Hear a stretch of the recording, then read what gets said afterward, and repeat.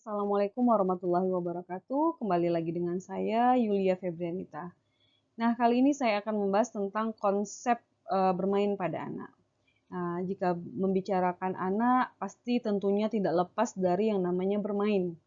Nah, mungkin saya bisa bertanya, apakah dari teman-teman di sini ada yang tidak suka bermain? Nah, tentu hanya beberapa persen orang yang tidak suka bermain di kala waktu kecil. Nah, jadi dalam pembahasan ini saya akan membahas apa sih yang dimaksud dengan bermain, lalu bagaimana fungsi bermain itu, terus seperti apa sih jenis-jenis permainan, faktor-faktor yang mempengaruhinya apa, lalu pedoman ada nggak alat-alat permainan yang edukatif bagi anak-anak seperti itu. Yuk kita simak video hari ini. Nah, di sini kita bisa lihat definisi dari bermain itu adalah cerminan kemampuan fisik, intelektual, emosional, dan sosial. Dan bermain merupakan media yang baik untuk belajar karena dengan bermain, anak akan berkata-kata, belajar menyesuaikan diri dengan lingkungan, melakukan apa yang dapat dilakukan, dan mengenal waktu, jarak, serta suara. Itu menurut Wong 2004. Nah, di sini ada berbagai macam fungsi bermain. Ya, ternyata kalau dulu mungkin orang tua kita menganggap bahwasanya bermain itu tidak ada faedahnya ya. Padahal sebenarnya ada berbagai macam fungsi bermain tersebut. Malahan itu sangat membantu dalam perkembangan kita. Nah, anak bermain pada dasarnya agar ia mendapatkan yang namanya kesenangan, ya enggak? Ya, jadi sehingga tidak akan merasa jenuh. Terus bermain itu tidak sekedar mengisi waktu, tetapi juga merupakan kebutuhan anak, seperti makan, perawatan, dan kasih sayang, seperti itu. Nah, fungsi utama dari bermain ini adalah merangsang perkembangan sensorik motorik, perkembangan sosial, perkembangan kreativitas, perkembangan kesadaran diri, perkembangan moral, dan bermain itu juga bisa menjadi sebuah terapi. Nah, teman-teman sebagai seorang perawat atau calon perawat, nah di rumah sakit itu di ruangan anak itu akan ditemukan pemberian terapi-terapi bermain pada anak. Nah, karena bermain itu dapat memberikan terapi, dapat membuat si anak itu menjadi senang seperti itu, yang akan mempengaruhi penyakit itu dapat lebih cepat sembuhnya, karena itu akan bisa mempengaruhi atau untuk mengurangi ketakutan anak di rumah sakit seperti itu. Jadi kita lihat fungsinya yang pertama itu adalah membantu perkembangan sensorik dan motorik. Di sini maksudnya cara yang dapat dilakukan itu dengan merangsang sensorik dan motorik terutamanya pada bayi biasanya ini. Nah, rangsangan yang kita berikan itu bisa berupa kayak taktil, terus kayak ada audio dan visual. Nah, anak yang sejak lahir telah dikenalkan atau dirangsang atau distimulus visualnya, maka di kemudian hari kemampuan visualnya akan lebih menonjol. Seperti dia lebih cepat mengenal sesuatu yang baru dilihatnya. Demikian juga pendengaran. Apabila sejak bayi dikenalkan atau dirangsang melalui suara-suara, maka daya pendengaran di kemudian hari lebih cepat berkembang dibandingkan tidak ada stimulasi sejak dini. Nah, membantu perkembangan kognitif juga. Nah, perkembangan kognitif itu dapat dirangsang melalui permainan.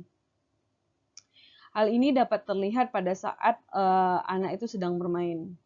Jadi anak itu akan mencoba melakukan komunikasi dengan bahasa anak itu sendiri. Dia mampu memahami objek permainan seperti dunia tempat tinggal, mampu membedakan hayalan dan kenyataan. Nah, mampu belajar warna, memahami bentuk ukuran dan berbagai manfaat-manfaat benda seperti itu yang biasanya digunakan dalam permainan. Dan kita bisa lihat apalagi anak yang itu zaman dahulu, untuk mobil-mobilan itu mungkin nggak ada yang mobil-mobilan kayak sekarang. Yang ada itu adalah mobil-mobilan yang memang dibuat sendiri. Apakah itu dari kayu, apakah itu dari sendal bekas, atau dari kaleng bekas, seperti itu. Nah, jadi bermain juga akan meningkatkan kreativitas. Selanjutnya meningkatkan sosialisasi anak. Nah, proses sosialisasi ini dapat terjadi melalui permainan itu. Contohnya, pada usia bayi, ia akan merasakan kesenangan terhadap kehadiran orang lain. Nah, dan dia merasakan ada teman yang dunianya sama. Nah, pada usia toddler, anak itu sudah mencoba bermain dengan sesamanya, dan ini sudah mulai proses sosialisasi satu dengan yang lain.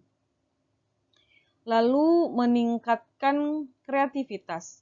Bermain juga dapat berfungsi dalam peningkatan kreativitas di mana anak mulai belajar menciptakan sesuatu dari permainan yang ada dan mampu memodifikasi objek yang akan digunakan dalam permainan sehingga anak itu akan lebih kreatif melalui model permainan ini seperti bermain bongkar pasang, mobil-mobilan, seperti itu. Selanjutnya meningkatkan kesadaran diri.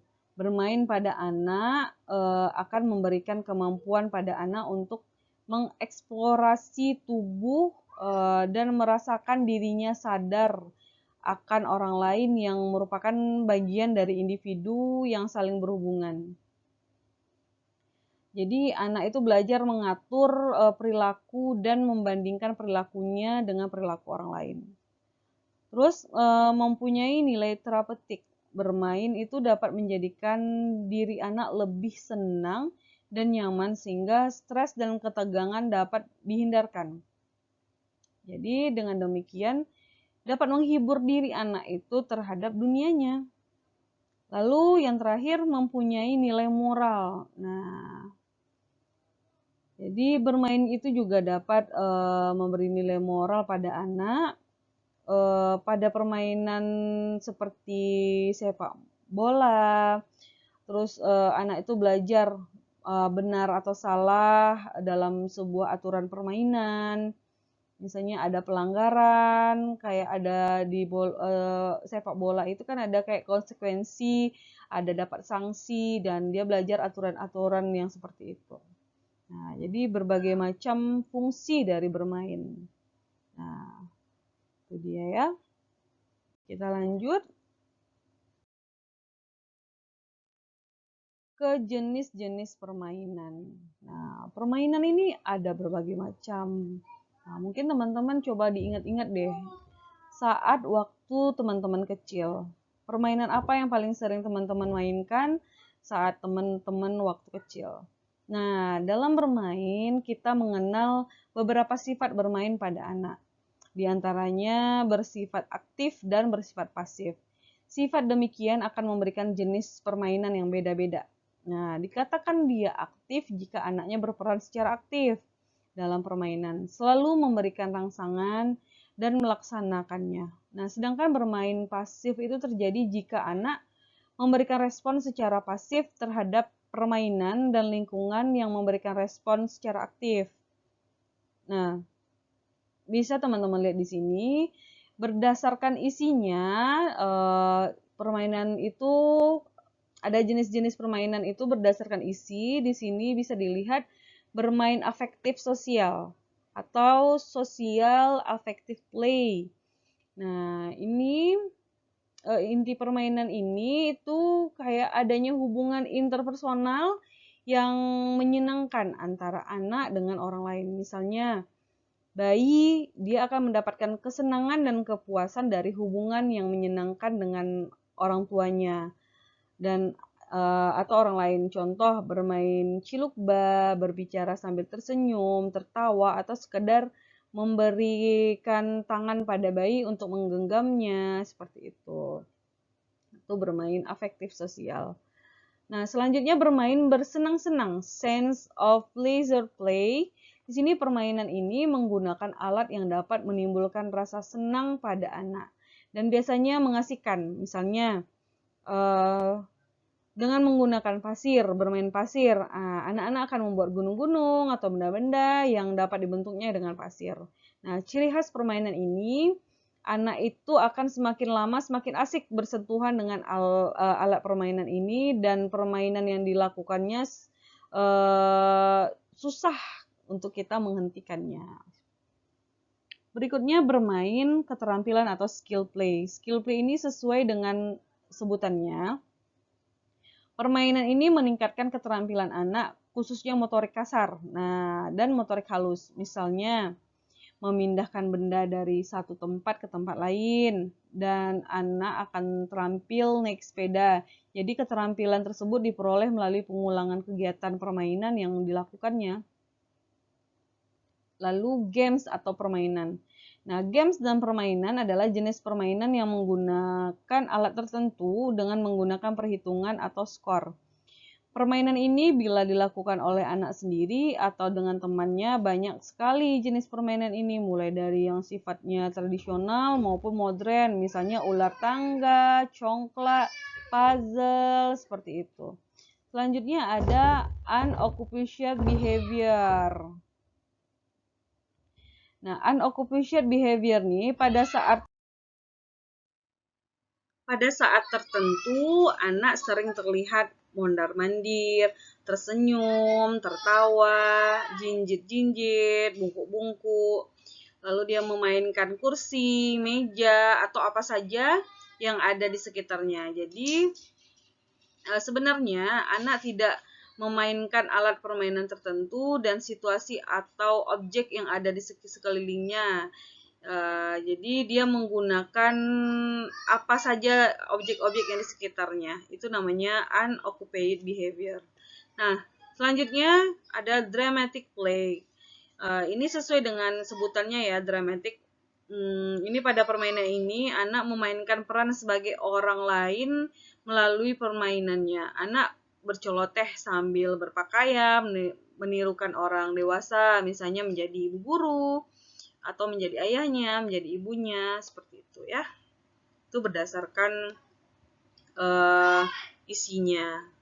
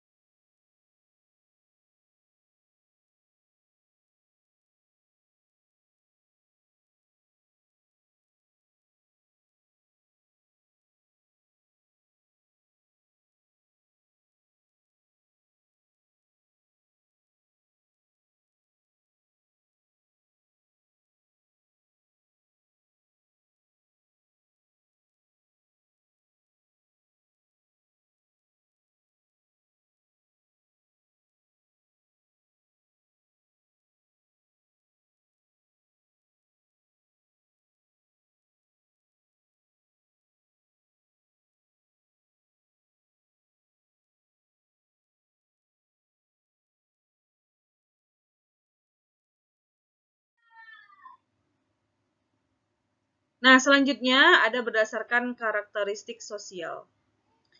Yang pertama itu ada onlooker play. Di sini pada jenis permainan ini, anak hanya mengamati temannya yang sedang bermain. Nah, tanpa ada inisiatif untuk ikut berpartisipasi dalam permainan. Jadi, anak itu bersifat pasif, tetapi ada proses pengamatan terhadap permainan yang sedang dilakukan temannya. Selanjutnya, solitary play. Nah, pada permainan ini, anak tampak berada dalam kelompok permainan, tetapi anak bermain sendiri dengan alat permainan yang dimilikinya, dan alat permainan tersebut berbeda dengan alat permainan yang digunakan temannya. Tidak ada kerjasama ataupun komunikasi dengan teman sepermainannya. Yang ketiga itu adalah parallel play.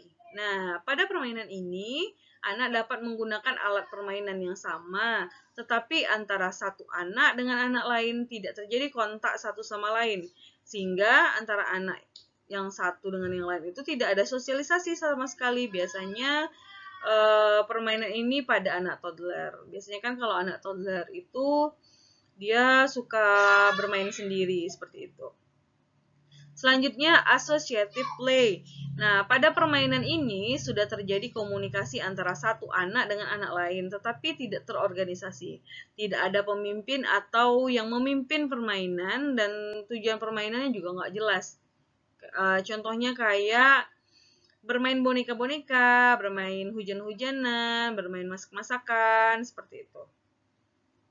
Yang terakhir itu adalah cooperative play. Nah, di sini aturan permainan tuh dalam kelompok dia tampak lebih jelas. Lalu ada anak yang memimpin permainan. Nah, beda sama yang kayak tadi kan tidak ada ya yang associative play. Kalau ini ada yang memimpin permainan. Anak yang memimpin permainan yang mengatur, dia mengarahkan anggotanya untuk bertindak dalam permainan sesuai dengan tujuan yang diharapkan dalam permainan tersebut. Misalnya pada permainan sepak bola, ada anak yang memimpin kan dalam permainan. Terus ada aturan-aturan dalam bermainnya juga, seperti itu. Itu dia berdasarkan karakteristik sosial. Baik, kita lanjutkan. Nah, di sini ada faktor-faktor yang mempengaruhi bermain pada anak. Nah, yang pertama itu yang mempengaruhi bermain pada anak itu adalah tahap perkembangan anak. Nah, aktivitas bermain yang dilakukan anak itu harus sesuai dengan tahapan pertumbuhan perkembangan. Jadi, permainan anak itu usia bayi tidak lagi efektif untuk pertumbuhan dan perkembangan anak yang usia sekolah gitu ya. Jangan diberikan kerincing-kerincingan pada anak yang usia sekolah, begitupun sebaliknya. Permainan itu adalah stimulasi pertumbuhan dan perkembangan anak, sehingga jenis dan alat permainannya pun harus sesuai dengan karakteristik anak untuk tiap-tiap tahap usianya. Nah, status kesehatan anak untuk melakukan aktivitas bermain diperlukan energi. Walaupun demikian, bukan berarti anak tidak perlu bermain pada saat sedang sakit ya. Nah, kebutuhan bermain pada anak sama halnya dengan kebutuhan bekerja pada orang dewasa. Yang terpenting, pada saat kondisi anak sedang menurun atau anak terkena sakit, bahkan dirawat di rumah sakit, orang tua dan perawat itu harus harus jeli dia memilihkan permainan yang dapat dilakukan anak sesuai dengan prinsip bermain pada anak yang sedang dirawat di rumah sakit. Nah, faktor berikutnya itu adalah jenis kelamin anak. Ada beberapa pandangan tentang konsep gender dan kaitannya dengan permainan anak.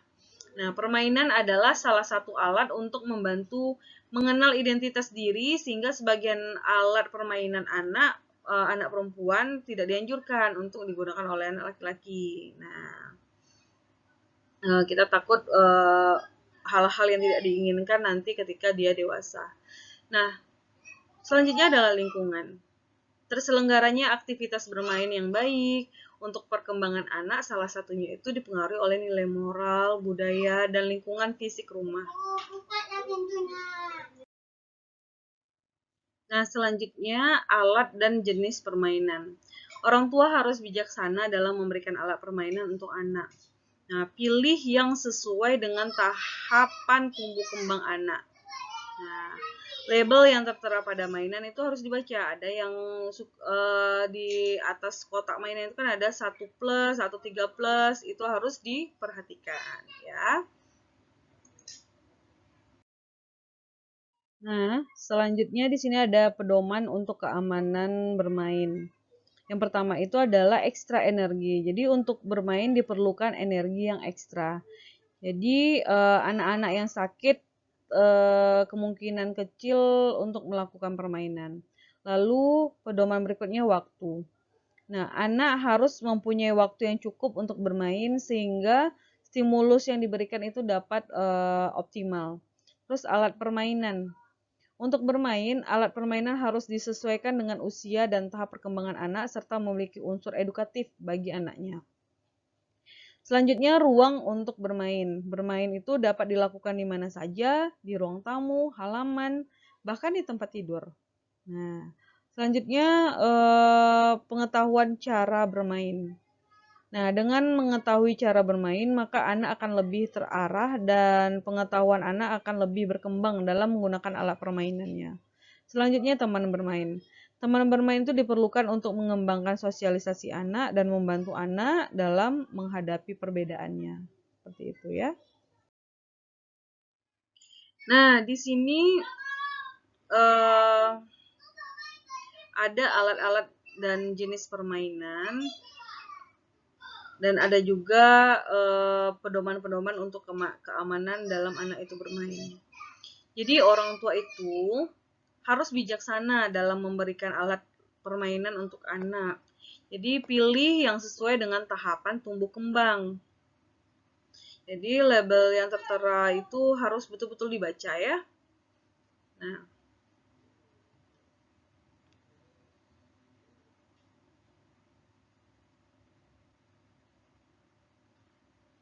oke, nah di sini alat-alat permainan itu ada seperti permainan roda 3 atau 2, kayak bola, mainan yang ditarik dan didorong. Terus ada untuk mengembangkan motorik halus, ada alat-alat permainan kayak gunting, pensil, bola, balok, lilin, dan sebagainya. Lalu buku bergambar, buku cerita, puzzle, boneka, pensil warna, radio, dan lain-lain ini dapat digunakan untuk mengembangkan kemampuan kognitif atau kecerdasan anak. Selanjutnya, alat permainan seperti buku gambar, buku cerita, majalah, radio, tape, dan televisi ini dapat digunakan dalam mengembangkan kemampuan bahasa. Lalu alat permainan seperti gelas plastik, sendok, baju, sepatu, kaos kaki dapat digunakan dalam mengembangkan kemampuan menolong diri sendiri. Lalu alat permainan seperti kotak, bola, dan tali dapat digunakan sebagai mengembangkan tingkah lakunya. Seperti itu ya.